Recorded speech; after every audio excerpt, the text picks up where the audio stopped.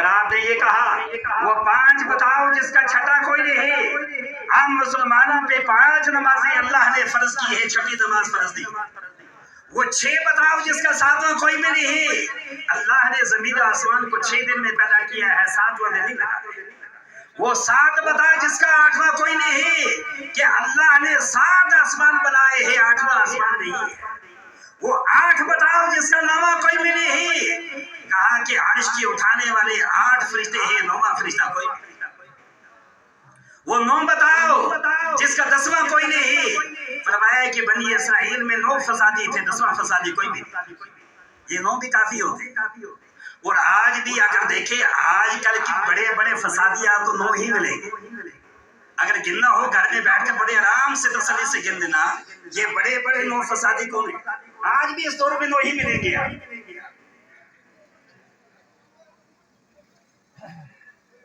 अभी चंद दिन पहले वो डॉक्टर साहिबान जो है वो मेरे पास आए, उसमें और भी कोई हज़ार उनके साथ थे।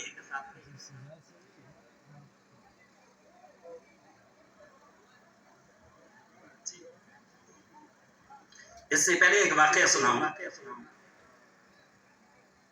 कि अल्लाह और अल्लाह के रसूल सल्लल्लाहु अलैहि वसल्लम के जो ताबे हो जाएं, फिर अल्लाह उनको क्या क्या मजे दिखा रहा है। अल्लाह उनको कितना सुकून अता करता है, इंसान की अक्ल दंग रह जाती है। मौलाना जामी रहमतुल्लाह अलैह कितने आशिक रसूल थे। हमारे यहाँ तो ये है कि हम जुबान से कह देते हैं हाँ जी हम तो फिदा हैं, हम ऐसा करते हैं, लेकिन जब अमल की बारी आए तो उसका बहुत दूर। मौलाना जामी रहमतुल्लाह अलैह यहाँ से तैयार हुए बैतुल्लाह के, आप मक्का मुकर्रमा में पहुंचे। अमीर मक्का को ख्वाब में रसूलुल्लाह सल्लल्लाहु अलैहि वसल्लम का दीदार हुआ। या अल्लाह ये दीदार हम सबको नसीब फरमा। आप बहुत आहिस्ता बोलते हैं, क्या बात है। गर्मी ने सताया आपको, भूख ने परेशान किया है। ये जो आप देखते हैं ना दाएं बाएं से बेचारे उठ के जा रहे हैं, तो ऐसी बात है, पेट का मसला है, बेचारे जी परेशान होते हैं। घबराइए मत। किससे घबराएंगे आप? अल्लाह से या मखलूक से भी है जी। ये तो मैं अपने करने वालों को जानता हूँ कितने पावरफुल है। अल्हम्दुलिल्लाह है, इसमें कोई शक नहीं है। तो डरना किससे है? चलिए एक हिकायत भी सुना था। आप बैठे बैठे पसीना आपके बह रहा है, जरा खुश भी तो हो जाए आप। एक दफा एक शेर ने लोमड़ी से कहा कि मेरी फलां तारीख में मेरी शादी हो रही है, उसकी दावत कहाँ दें? सारे जंगल में जाकर जानवरों से कहें कि मेरी शादी में आए, लेकिन ख्याल रखना सारे आए, लेकिन चूहे और बिल्लियों को नहीं बुलाना है। आए सारे, लेकिन चूहे और बिल्लियां ना आए। तो खैर लोमड़ी गई तो उससे जाकर सारे जंगल के जितने जानवर हैं कहा भाई फलां तारीख में शेर की बादशाह की शादी है, इसमें हाजिर हो जाओ। लेकिन आप जरा अपनी शादियों को देखिए। रात को मैंने पहली दफा ये आवाज सुनी है कि पूरी रात जो है आवाज आती रही किसी शादी में। ये बड़ी अफसोस की बात, बहुत अफसोस की बात। यहाँ आपकी शादियों में खिलाफात, और जो चीजें यहाँ आप इतना दीन को नाफिज करें अपने ऊपर, अपने घरों में, अपने मर्दे पर्दे पे, अपनी शादियों पे, इसका असर हमारे कश्मीर के कोने कोने पे जाए, बजाय इसके जो है वो दूसरा असर जो है ढोल तमाकुम का असर आप अपने अंदर ले आते हैं। ये हो क्या रहा है? ऐसी शादी में बरकत आएगी जो अल्लाह के कानून के खिलाफ हो। ऐसी शादी के बारे में आज सोच सकते हैं कि बायजीद बुस्तामी जैसे बच्चे पैदा हो, मोइनुद्दीन चिश्ती जैसे रहमतुल्लाह अलैह जैसे जो है इंसान पैदा हो। इससे आप ये तस्वर कर सकते हैं आज अगर गाने चले हैं, गाने का असर बच्ची का आने वाली औलाद है उस पर भी पड़े। आप अपनी नस्लों को तबाह कर रहे हैं, अपनी नस्लों को बर्बाद कर रहे हैं। अल्लाह के लिए करना वालों, तुम्हें अल्लाह का वास्ता है जिसने पैदा किया है, अपने मियां शादियों के अंदर से खिलाफात को निकाल। और आज मेरे साथ ये अहद करके उठे आप, इंशाअल्लाह सारे खिलाफात को खत्म करोगे। इंशाअल्लाह करेंगे, जोर से बोले करेंगे, अभी आवाज नहीं आई। करोगे, 3 बार मरोगे। कोई नहीं बोल रहा है 3 बार नहीं मरेंगे, दुनिया पे मरेंगे। तीन पर मरोगे, कहो मरेंगे, कटोगे, कहो कटेंगे, अल्लाह और अल्लाह के रसूल पे फिदा होंगे, आपके ही फिदा होंगे, हम नहीं हमारे बच्चे भी फिदा होंगे। शेर की बारात आएगी, आगे देखा सामने चूहा नाच रहा है, और अगर चूहा दोनों हाथ आगे के खड़े करे तो नाचता हुआ कैसे लगता है आप समझ सकते हैं। शेर को गुस्सा आया, उसने लोमड़ी से कहा मैंने आपसे नहीं कहा था कि सबको बुलाओ लेकिन चूहे का ना बुलाओ। उसने कहा मैंने तो कोई कार्ड इसको दिया नहीं शादी का, ये खुद ही आ गया, ये बिन बुलाया आ गया। लोमड़ी ने उसे कहा चूहे ये शेर है, बादशाह है, आपको हमने बुलाया नहीं, आप कैसे आए। चूहे ने बजाय लोमड़ी की तरफ चेहरा करना था, बादशाह शेर की तरफ करके नाचना शुरू किया। अब शेर को जब गुस्सा आया, शेर ने खुद मुखातिब होकर चूहे से कहा तुझे चूहे तुझे पता नहीं है मैं शेर हो। चूहे ने नाचते हुए कहा शादी से पहले मैं भी शेर था। अब इसका तर्जमा घर में करते, जब यहाँ से निकलेंगे ना ठंडे दिमाग से आप सोचेंगे बड़ा मजा आएगा।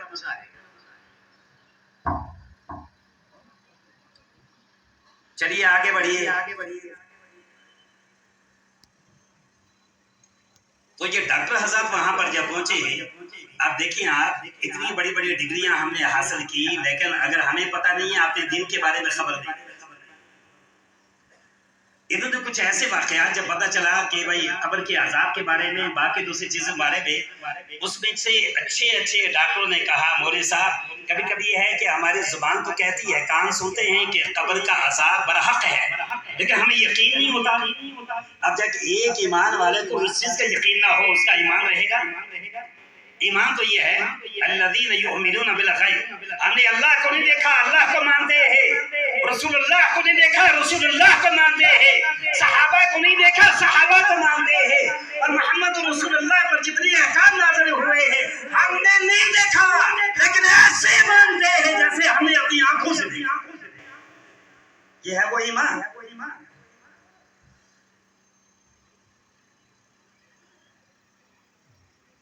मुझे अल्लाह का शुक्र है, मौलाना उमर साहब का वाकया याद आ गया। मैंने इनसे कहा डॉक्टर साहब आप खुद कहते हैं इंसान के जिस्म के अंदर बहुत सारी चीजें होती हैं, लेकिन 4 चीजें तो ज्यादा होती है। इंसान के जिस्म में सोडा भी है, यानी नमकीन भी है, सोडा भी है, और शुगर भी है, लोहा भी है। इस बात को मानते हैं या नहीं? और फिर आप अपने जुबान से ये कहते हैं स्क्रीन अगर जो आप जुबान पे रखें उसकी मिठास तो है लेकिन उसमें शुगर नहीं, और चावल आप खाते हैं तो चावल में शुगर है, हालांकि चावल का लुकमा जुबान पे रखें तो उसमें शुगर मिठास लगती नहीं, और स्क्रीन अगर आप जुबान पे रखें तो उसकी मिठास लगती है उल्टा। लेकिन हम इस बात को मानते हैं कि वाकई जिसमें हमको शुगर नजर आती है उसमें शुगर नहीं है, और जिसमें शुगर नहीं नजर आती है उसमें शुगर है। हमने आपकी इस बात को तस्लीम कर दिया, मान लिया, ये बात तो है पक्की।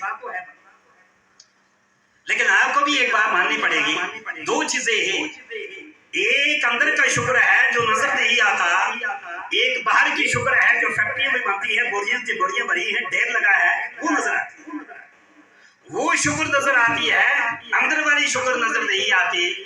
एक बाहर वाला नमकीन है, नमक है जो नजर आता है फैक्ट्रियों में, एक अंदर वाला नमक है, बाहर वाला नजर आता है, अंदर वाला नहीं, बाहर वाला लोहा नजर आता है, अंदर वाला नहीं। अब डॉक्टर साहब एक बात करें, ऐसा कर लिया 100 ग्राम नमक, 50 ग्राम सोडा, 100 ग्राम चीनी, 1 राड लोहे के अपने जिस्म से निकाल के दिखाओ, मानते तो हो ना? यदि आप ये मानते हैं इंसान के जिस्म में लोहा भी है, जैसे आयरन कहते हैं, और बल्कि डॉक्टरों के इस्लाम में उसमें मिनरल भी कहा जाता है। इसे तो आप मानते हैं कि भाई जिस्म में लोहा भी है, तो लोहा है तो ऐसा करो, हम नहीं कहेंगे 1 कुंटल हमें चाहिए, 1 राड लोहे के निकाल के बाहर निकालो, और शुगर का 100 ग्राम चीनी निकालो, लोहे का एक 100 ग्राम लोहा, 100 ग्राम जो है उसमें सोडा निकाल दो, 100 ग्राम उसमें से नमक निकालो। कहने के जी ये तो हो नहीं सकता, लेकिन बात ये है ये वो चीजें है अंदर है नजर नहीं आती, ये है अल्लज़ीना युमिनूना बिल गैब, गैब पर ईमान लाना। कब्र का अज़ाब है, बरहक है, नजर नहीं आता लेकिन हक है। कि किसने कहा? मोहम्मद रसूलुल्लाह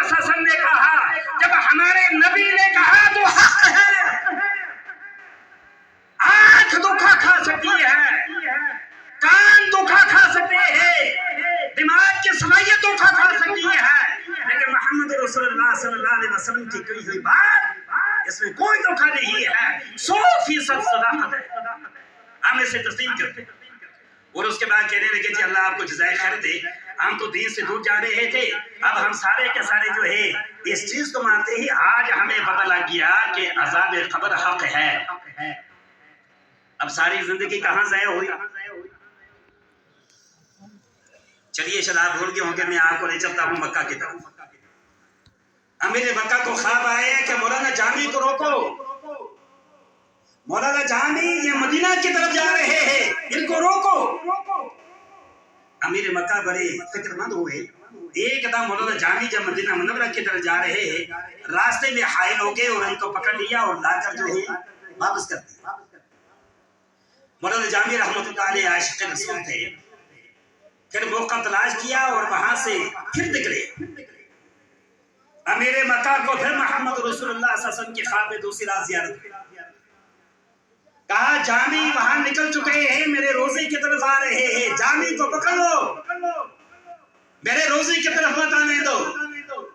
और यहाँ तक कि मेरे मक्का ने फौज को इस्तेमाल किया, फौज ने मौलाना जामी रहमतुल्लाह अलैह को गिरफ्तार किया, जेल में डाल दिया। उनको लगा कि मुजरिम होंगे, कोई बड़ी खता की है कि रसूलुल्लाह सल्लल्लाहु अलैहि वसल्लम ख्वाब में 2 दफा आए। तीसरी रात में फिर अमीर मक्का को मोहम्मद रसूलुल्लाह सल्लल्लाहु अलैहि वसल्लम की ज़ियारत होती है। मोहम्मद रसूलुल्लाह सल्लल्लाहु अलैहि वसल्लम फरमाते हैं, ये अमीर मक्का, आपने मेरी आशिक को जेल में डाला हुआ है, ये क्या कर दिया? ये मेरा आशिक है, मैं इसका आशिक हूं। ये मुजरिम नहीं है, बल्कि ये ऐसे अशआर तैयार करके लेके आए हैं। इनका ख्याल है जब मैं रोज़ा रसूल पर खड़ा हो जाऊंगा, ये अशआर पढ़ूंगा। अगर मौलाना जामी ने मेरे रोजे पे आके ये अशआर पढ़ने शुरू कर दिए, मैं मजबूर हो जाऊंगा दोनों हाथ बाहर निकाल के जामी से मुसाफा करूं। ये है वो आशिक़ रसूल जिनके सीने के अंदर अल्लाह और अल्लाह के रसूल सल्लल्लाहु अलैहि वसल्लम की मोहब्बत। यमन से एक शख्स आए, उसके बाद दूसरे बुजुर्ग से मिले ही, उनके लिए हदिया लेके आए। इन्होंने कहा जी आपके साथ क्या वाक़या पेश आया, जरा वो वाक़या बयान करो। उन्होंने कहा मेरे साथ ये वाक़या आया कि मैं हज के लिए निकला, मैं मक्का मुकर्रमा से चला मदीना। जब मैं निकलने लगा बहुत सारे लोग मुझे मिलने के लिए आए। लोगों ने कहा जी आप ऐसा करना, जब अल्लाह के नबी सल्लल्लाहु अलैहि वसल्लम के रोजे पे हाजिर हो जाए, रसूलुल्लाह सल्लल्लाहु अलैहि वसल्लम को भी हमारा सलाम अर्ज करना, और अबू बकर व उमर रज़ी अल्लाहु अन्हुमा को भी दोनों को हमारा सलाम अर्ज करना। कहने के मैं मदीना मुनव्वरा पहुंचा, रोजे मुबारक के पास पहुंचा। जिन लोगों ने मुझे क्या रखा था कि हमारा सलाम अर्ज करना, मेरे ज़हन से वो बात निकल गई और यहाँ तक कि बड़ा लंबा सफर हमने किया, हम आगे पहुंचे।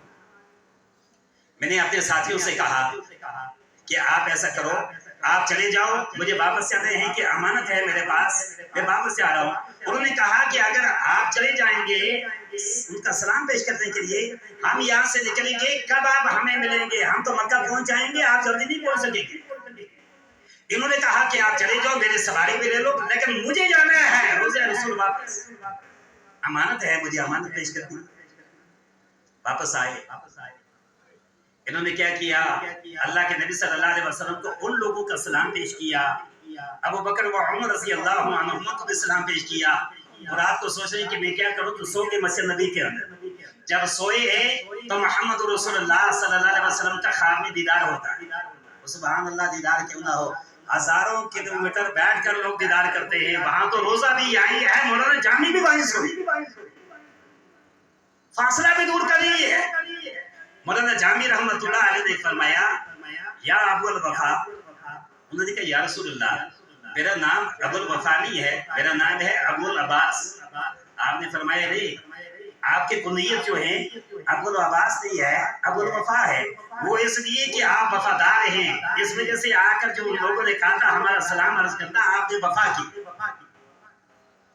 उस फरमाया या रसूलुल्लाह, आप तो मैं वापस मुझे मक्का जाना है, काफिला तो चला गया। कहते हैं मोहम्मद रसूलुल्लाह सल्लल्लाहु अलैहि वसल्लम ने मेरा हाथ पकड़ा, इधर मेरा हाथ पकड़ा, उधर जाकर सीधा जब मुझे दिखाया है तो मैं मक्का पहुंच गया हूँ। मेरी आंख खुली है, मैं मदीना में नहीं, मैं मक्का में। कहेंगे दलील बताओ। क्या ये बात ऐसे भी हो सकती है? मैं आजकल के हालात की वजह से मैं आपको दलीलें बताऊं, मुझे लग रहा है अगर मैं आजकल के हालात जो मैं देख रहा हूं अपनी आंखों से, अगर उस पर मैं किताबें लिखने शुरू कर दूं, पता नहीं कितनी जिल्दों में बनेगी। लेकिन चंद वाकयात मैं आपके सामने अर्ज करूं, ये जो बात है, इस बात को जो है पुख्ता करने के लिए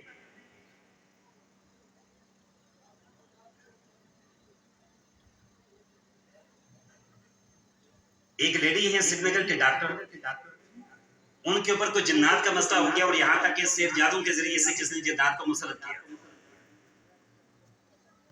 जिन्नात ऐसे मुसलत हो गए, डॉक्टर साहिबा को खुद कहने हैं और उनके भाई उनके दोस्त से मेरे पास आए, उन्होंने मुझे बताया, कहने लगे रात को डॉक्टर साहब अपने कमरे में सोई हैं, रात की तारीकी है, कुंडियां बंद हैं, दरवाजे बंद हैं, कुंडियां मेरी खुली है। डॉक्टर साहिबा का ये कहना है कि रात के उसी वक्त के अंदर जब मेरी आंख खुली है तो मैं वीरान जंगल के अंदर सोए। कहाँ? घर में जी। आप होशियार हैं या नहीं जी? सोए कहाँ? घर में। उठे हैं जंगल से। अच्छा, जंगल में देखते हैं कि मैं जाऊं कहां से, मुझे रास्ता नहीं मिल रहा है। अचानक एक बुजुर्ग जो है नमदार हो, उन्हें क्या बेटी आप कहाँ की? उन्हें क्या जी श्रीनगर। उन्हें क्या यहाँ कैसे आ करेंगे, मुझे खबर ही नहीं है। उन्हें क्या चलिए मेरे साथ। बुजुर्गों ने हाथ पकड़ा, जो सड़क थी 1 घंटा लगा उनको जंगल से चलते चलते मेन रोड पर पहुंचने के लिए। रात का बल्ला हुआ कितना टाइम हो चुका है। थोड़ी देर के बाद देखा ऑटो वाला आ गया, ऑटो वाला खड़ा है। इधर से इन्होंने क्या किया कि बुजुर्गों ने बैठाया, ऑटो वाले से कहा इस बेटी को श्रीनगर छोड़ दो। कहने लगे मुझे वहां बैठाया गया। थोड़ी देर के बाद मैंने देखा ये बुजुर्ग भी गायब, ऑटो भी गायब, मुझे गशी तारी हो गई। चंद लम्हात के बाद मैंने देखा मैं श्रीनगर अपने गेट पर पड़ी हुई थी। वो डॉक्टर साहिबा के ये कह रहा है कि जब मैं टाइम देखा मुझे ऐसा लग रहा है सिर्फ 4 से लेकर 5 मिनट के अंदर गांदरबल के जंगलों से श्रीनगर पहुंचे। आप मुझे बताइए, जब जिन्नात ऐसा कर सकते हैं तो मोहम्मद रसूलुल्लाह सल्लल्लाहु अलैहि वसल्लम खातमुन नबिय्यीन। खैर आगे कोई बातें और बच गई हैं, इंशाल्लाह आगे और भी जिक्र करेंगे, अब वक्त नहीं है। लेकिन एक बात मैं आपसे कह के जो है बात अपनी खत्म कर रहा हूँ, हमारे नौजवानों को चाहिए वो अपनी इस्लाह करें, अपना गौर फिक्र करें और अपनी तरबियत की फिक्र करें और दूसरे अपने साथियों की तरबियत की फिक्र करें। इस वक्त सारा माशरा हमारा बिगड़ चुका है, चारों तरफ से बिगाड़ा आया। हर नौजवान अपने आप को खुद संभाले, हर नौजवान अपनी और अपने घर की फिक्र करे, इसलिए कि बातिल का तरीका रहा है कि अगर किसी कौम को तबाह करना है उनके नौजवानों को तबाह करो। नौजवान तबाह हो जाएंगे तो उसके बाद सिलसिला ही खत्म, जहां बढ़ो वहीं बढ़ेंगे। तो मैं आपको बताऊं, नौजवान अपने माँ बाप के ताबे होकर रहे, और जो माँ बाप भी हैं जो बड़े हैं उनको भी चाहिए कि अपने नौजवानों का इकराम भी करें और इसके साथ शफकत का मामला जो है इनके साथ करें, शफकत से पेश आए। नौजवानों के चाहिए अपने बुजुर्गों की कदर करें और बुजुर्गों को चाहिए वो अपने नौजवानों से शफकत से पेश आए। नौजवान बजाते खुद भी अपना कोई फैसला ना ले, कभी कभी फैसले जो है वो उल्टे भी हो जाते हैं जब तक बड़ों की निगरानी में ना हो। एक वाकया आपको सुनाऊं। एक दफा एक नौजवान ने अपनी शादी के बाद जो है अपने होने वाले ससुर से की, यानी आने वाले ससुर तो नहीं अभी बने हैं, यानी बात की है कि जी मेरा दिल करता है मेरा निकाह आपके यहाँ हो जाए, आपकी बच्ची मेरे निकाह में आ जाए। तो ये बात चली, ससुर था बड़ा चालाक, उसने कहा कि बेटा एक शर्त पे मैं अपनी बेटी आपके निकाह में दूंगा, जिस दिन मेरे घर में बारात आएगी उसमें सब जवान हो, बूढ़ा कोई नहीं होना चाहिए। क्या समझे आप? कौन हो? जवान हो, उसमें बूढ़ा कोई भी ना हो। अब ये नौजवान परेशान, इसमें घर में 2 बूढ़े हैं बुजुर्ग, एक है दादा दूसरा है नाना। अच्छा जो दादा थे तो बेचारे नरम थे, उन्हें तो मानने वाले थे। इन्होंने सोचा कि दादा से बात करेंगे, दादा तो मानेंगे, लेकिन नाना को जब भी कोई बात कहते हैं वो कहते हैं नाना। क्या समझे? नाना खाना खाओगे वो कहते हैं नाना, नाना पानी पियोगे वो कहते हैं नाना, यानी किसी बात में हाँ की बात ही नहीं है, नाना हर बात में कहते हैं नाना। आज दादा से कहा दादा ये मेरी इज्जत का मसला है वरना मेरा रिश्ता टूट जाएगा। दादा ने कहा पोते कोई बात नहीं, अगर ऐसा मसला है मैं आपका साथ देने को तैयार हूँ, मैं नहीं चाहूंगा आपके बारात के साथ जब कहते हैं बूढ़ा कोई भी ना हो सब जवान हो। आप जवानों को ले जाओ, मेरी आओ। आए नाना के पास, कहा नाना मेरी इज्जत का सवाल है, मेरी जिंदगी का सवाल है, मेरी जिंदगी उजड़ जाएगी, कुछ करो, आप राजी हो जाओ। नाना ने कहा नाना आप साथ नहीं जा सकते। उन्होंने कहा कि नाना मैं खत्म हो जाऊंगा, रिश्ता टूट जाएगा। कहा नवासे नाना मुझे तो जाना ही है। खैर सबने मशवरा किया, जवानों ने ऐसा करो कि नाना को गाड़ी में बैठा दो, जब बारात अंदर जाएगी इनको गाड़ी में रखो, अंदर भी ले। तो नाना से कहा इस पे राजी हो? कहेंगे नाना। कहा नाना गाड़ी में ले जा रहे हैं? कहेंगे नाना गाड़ी ही में लेना है? कहेंगे नाना। आखिर में उन्होंने कहा अच्छा वहां तक पहुंचो, आगे चलते हैं क्या होगा। खैर नाना को बैठाया गाड़ी में। अब सारे नौजवान टाइयां पहने हुए, कोट लगाए हैं, जूते जो है बड़े अच्छे अच्छे लगाए हैं। शादी पे जब तो जाता है आदमी तो आपको पता ही है कैसे दूल्हे बन के सब जाते हैं। वह एक दफा साथियों ने बड़ा तंग किया ना एक शादी को, कहने के कुछ खिलाओगे पिलाओगे या नहीं। उन्होंने कहा मैं गरीब आदमी हूँ, मैं कैसे खिलाऊं। उन्होंने कहा रोज ना हमारा खाते हो, आज भी तो खिलाओ। 5-10 नौजवानों ने उन्होंने मशवरा किया, कहने के हम ऐसा करते हैं अचानक जाएंगे, जाकर इनके घर में कहेंगे खाना लो।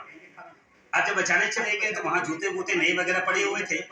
अब नौजवान ने जब देखा है क्या मैं क्या करूं, मेरे पास तो कुछ मेहमान आए ही बिन बुलाए, जैसे वो चूहा आ गया था वैसे आए बिन बुलाया, मैं क्या करूं।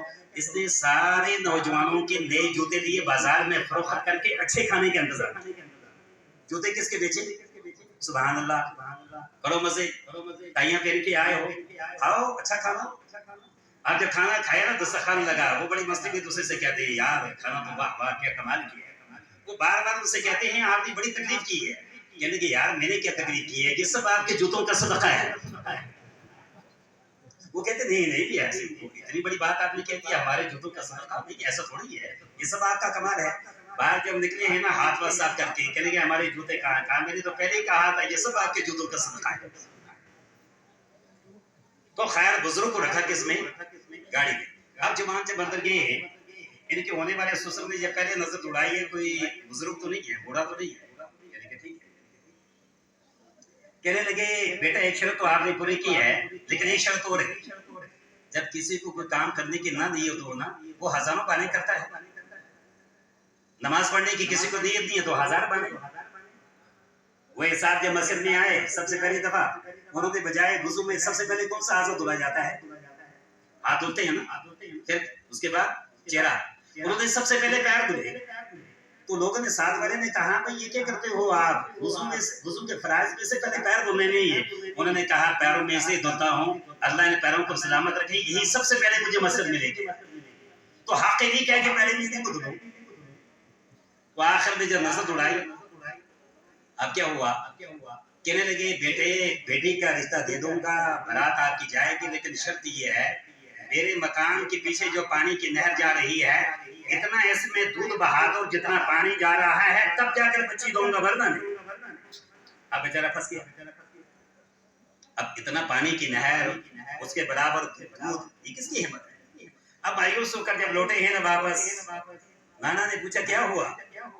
नाना को गाड़ी में बिठाया था, कहा कि क्या हुआ, कहने के कुछ ना हुआ, शर्त बड़ी सख्त लगी हुई है, कहते हैं मेरे मकान के पीछे जो पानी की नहर जा रही है इतना इसमें दूध बहा दो तब जाकर लड़की दूंगा, वरना। नाना ने कहने के वापस से आए, नाना ने कहा नाना, क्या कहा नाना, कहने के नाना जी मसला बिगड़ गया है। नाना ने कहा नाना जी वो लड़की नहीं भेज रहे। नाना ने कहा नाना, कहने के गाड़ी स्टार्ट करो वापस चले। नाना ने कहा कि नाना आप एक काम करो, एक तदबीर आपको बताता हूँ। काबू किया कि जाओ जाकर अपने ससुर से कहो जितना पानी की नहर बह रही है उसको खाली करो, हम पीछे से दूध बहा दे। आप समझ गए? हाँ, इसे हम तो याद रखिए, ये बड़ी कमाल की बात। क्या करो, वो पानी सारा खाली करो, और हम क्या कर देते हैं, तो जैसे ये बड़े खुश हो गए हैं कि आखिर नाना ही काम है। अंदर पहुंचे ससुर, होने वाले ससुर से कहा कि लेने के हम फैसला करके आए। पूछा वो क्या, कहने के ये फैसला किया है आप ऐसा करो जो पानी की नहर बह रही है पानी खाली करो, हम पीछे से दूध बहा दे। होने वाले ससुर ने सर पकड़ा, कहने लगा मुझे लगता है इस बारात में जरूर कोई बूढ़ा है। वाखिर दावाना अनिल हम्दुलिल्लाह।